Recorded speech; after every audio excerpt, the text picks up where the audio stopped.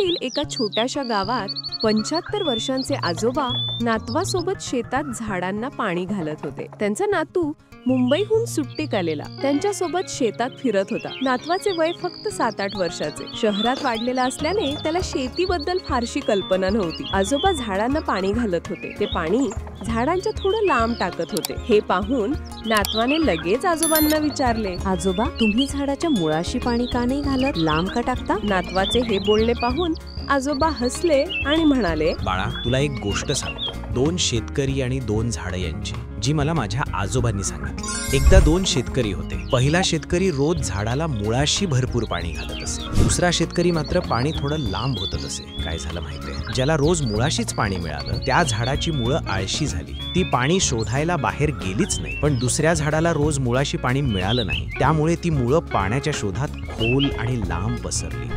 मग पुढे काय झालं आजोबा? काही दिवसांनी मोठं वादळ आलं. पहिल्या शेतकऱ्याचं झाड लगेच पडून गेलं, कारण त्याची मुळं कमकुवत होती. पण दुसऱ्या शेतकऱ्याचं झाड ठाम उभं राहिलं, कारण त्याची मुळं जमिनीत घट्ट धरून होती.